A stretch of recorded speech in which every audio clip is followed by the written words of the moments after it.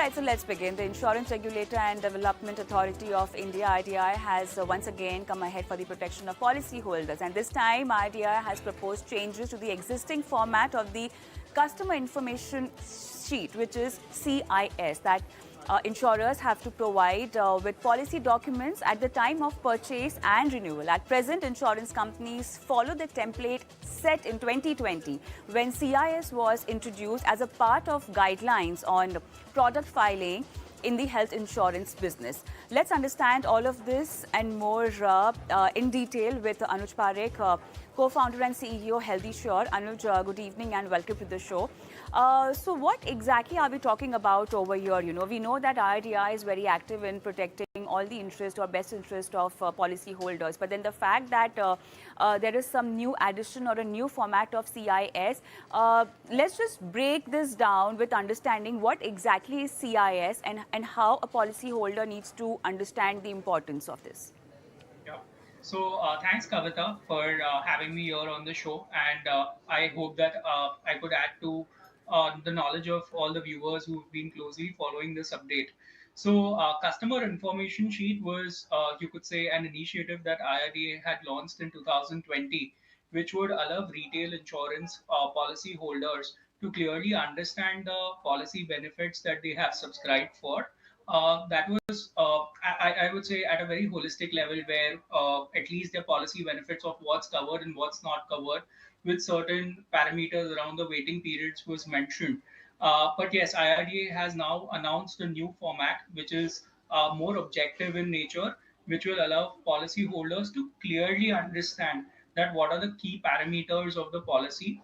Something as simple as sum insured is what policyholders at times don't clearly understand because there is also no claim bonus and there is accretion of the sum insured over the years. So people don't really understand that what is the current sum insured that they are holding. So sum insured, to start with, the type of policy, say for example whether it's a lump sum based cover or a indemnity based cover. So lump sum based cover would mean that on diagnosis of an incident you get a straight flat sum insured to the policy holder. But when it comes to an indemnity based cover, that means a traditional hospitalization cover where to the tune of your actual expenses you are compensated. So even fine distinctions that like these need to be clearly called out for policy holders. And the idea is that the policy holders should actually now even sign up for these benefit or parameters at time of purchase of policy. So one big change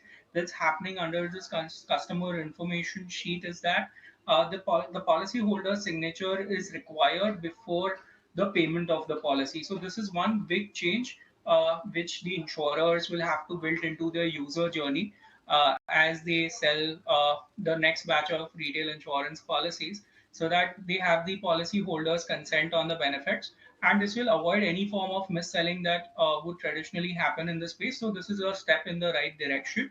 And yes, insurers and the distribution intermediaries would figure a way out together as to how do they continue to simplify the journey of purchase, and that would help the policy holders make more informed decisions.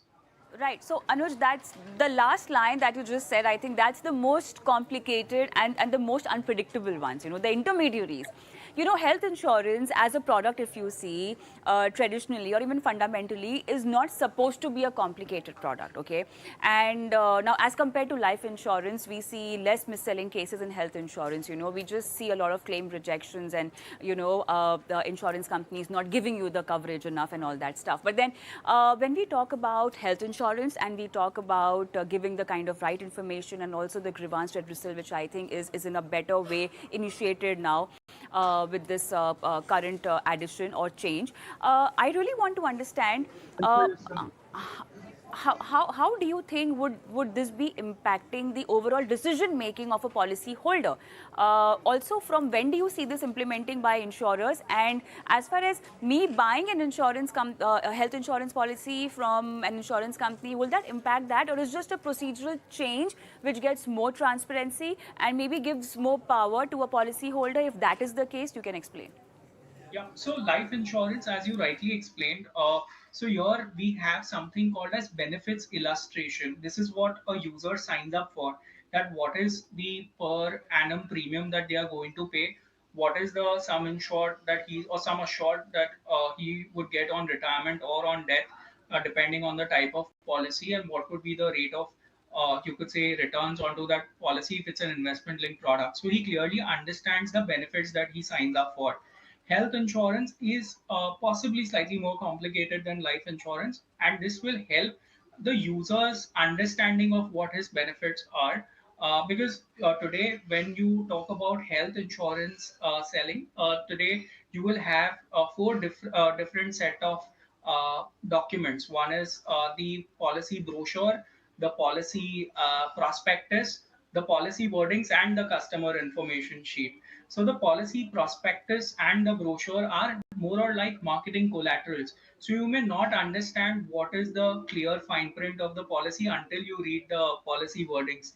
So customer information sheet is an objective information around the policy prospectus and brochures combined. So the customer, while he can see the brochure to understand, okay, what are the key benefits that matter, but at least no benefit goes unnoticed. If there are any fine print benefits like sublimits on what is the room rent, or what is the waiting period, or what is the specific exclusions on the policy, even something like what's the claim settlement process has to be clearly defined under the new format of the customer information sheet, and even the port out process, which we term it as migration, even that process needs to be clearly called out. And the most important change, as I mentioned, is that the customer has to consent to signing on these benefits, which earlier was not the case. So earlier, while insurers will issue a customer information sheet, quite likely that the customer may not have even seen it. So now it's mandatory for them to sign up for those benefits.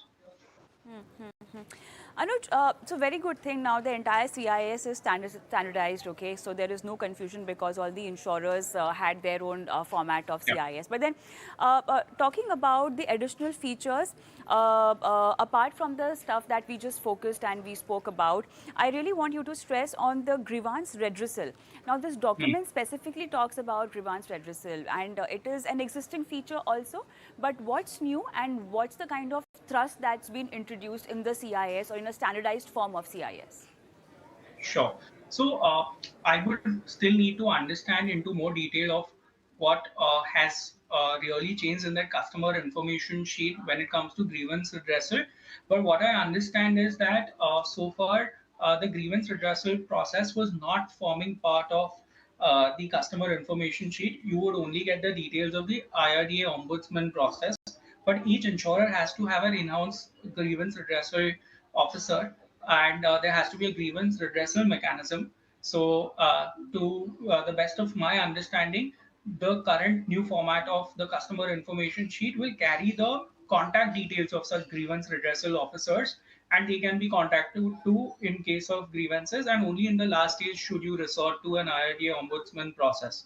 So I don't think there's been, except for sharing the contact details of those grievance redressal officers, there's no other change that has happened in the customer information sheet. But at least people have the awareness of who do they approach in case of any claim rejections or under settlement of claims. Okay, Anuj, one case of claim rejection you think could also, I don't know the current rate or the status of claim rejection. Maybe you could give me some kind of a ratio or maybe a number in terms of percentage. But Hmm. the fact that the changes in the CIS includes migration to different policies and inclusions and exclusions kind of information also, which are in a way included in your policy document also, but CIS gives specific focus on this. So when we talk about claim rejections, the kind of information that a policy holder will have to give and be really honest, which they anyways should be when buying or getting into a contract like a health insurance, you think rejection might just go up? No, so this customer information sheet will not carry any form of health declaration of the user or the insured policy holder. It will only specify what's the waiting period and what are the key exclusions. Many a times it so happens that a user has gotten hospitalized, but it is not for a valid reason. It is more on a preventive or precautionary measure. and that is one of the reasons of claim rejection, that you need to get hospitalized.